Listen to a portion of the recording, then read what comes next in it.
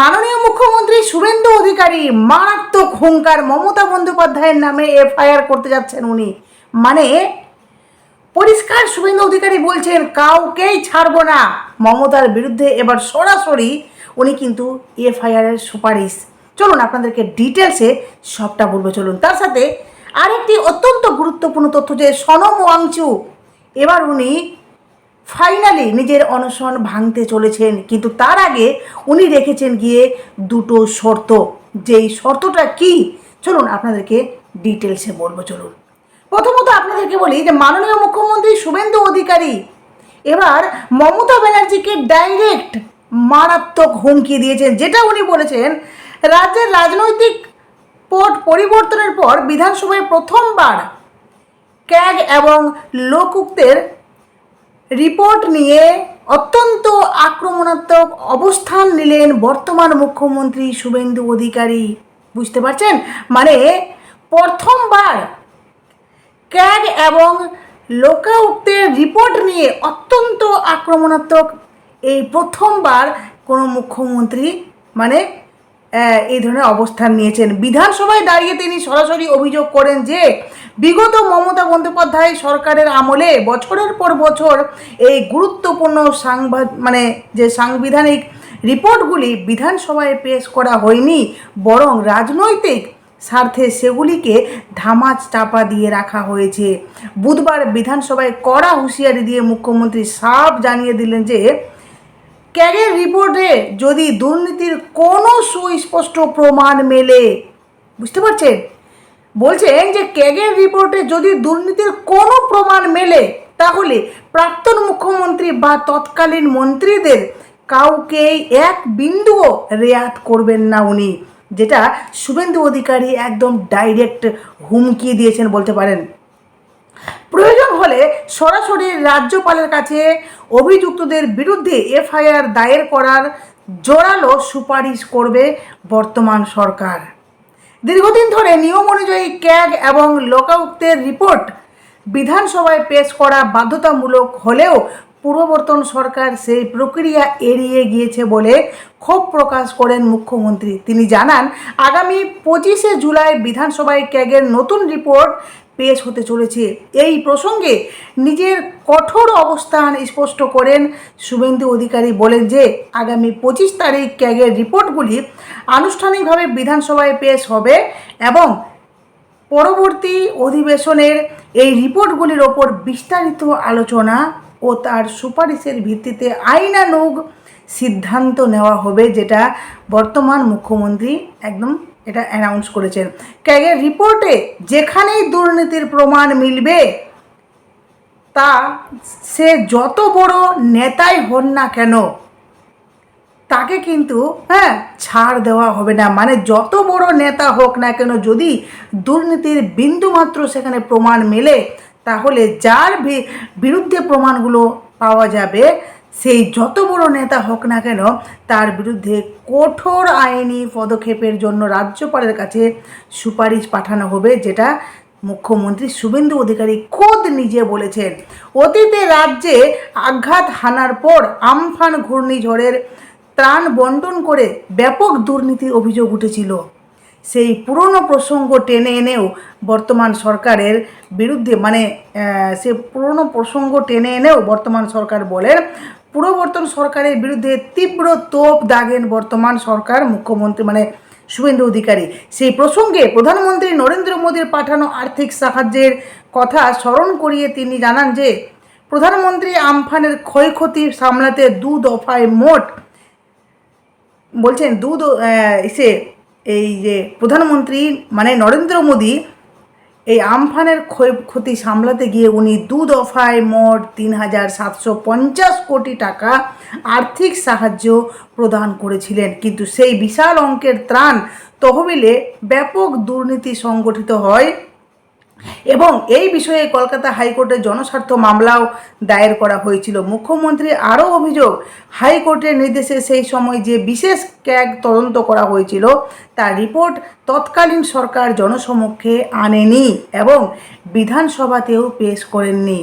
এমনকি অভিযুক্তদের বিরুদ্ধে আইনি ব্যবস্থা নেওয়ার সুস্পষ্ট সুপারিশ থাকা সত্ত্বেও তৎকালীন প্রশাসন সমস্ত ফাইল ধামাচাপা দিয়ে রেখেছিলেন বলে দাবি করেন খোদ মুখ্যমন্ত্রী শুভেন্দু অধিকারী।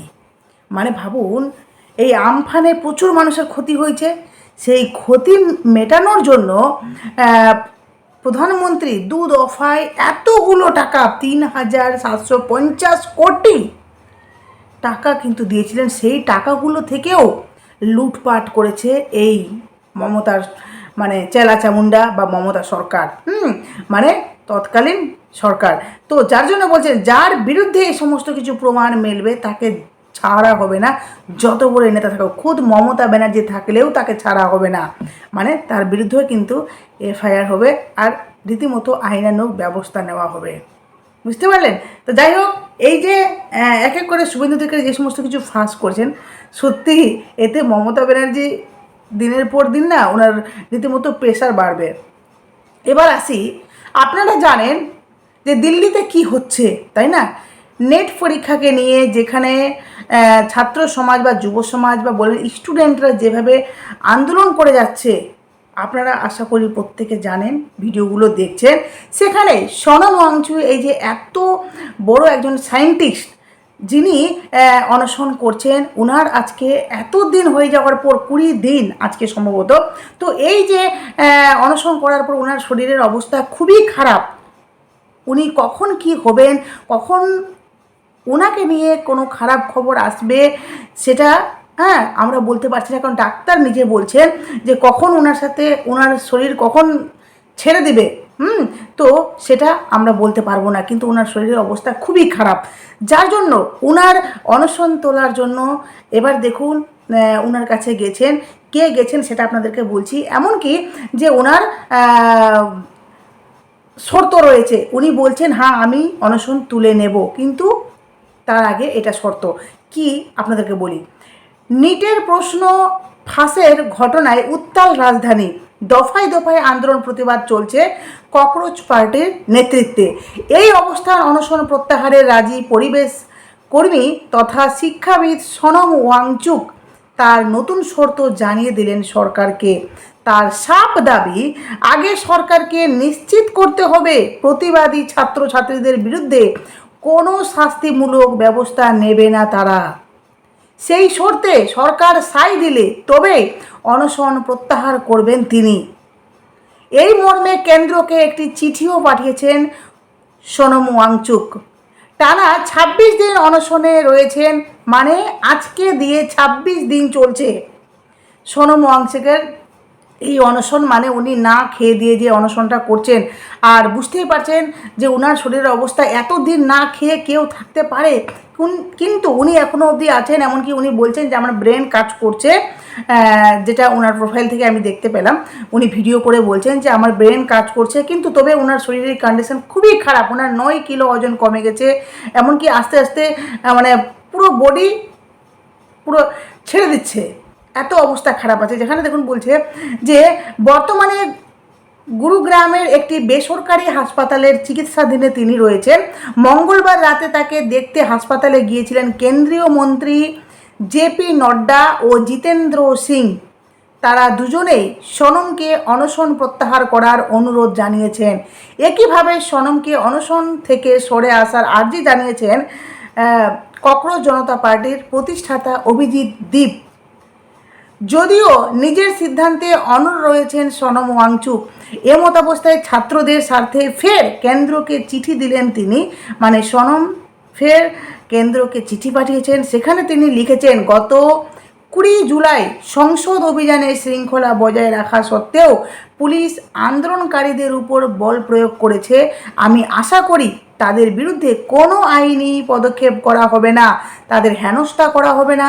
গণতান্ত্রিক প্রতিষ্ঠানগুলির প্রতি আস্থা যেন আর ক্ষুণ্ণ করা না হয়। সেই সঙ্গে সনম আরও লিখেন যে কেন্দ্রের তরফ থেকে এই আশ্বাস মিললে আমি তবেই আমার অনশন প্রত্যাহার করে নেব।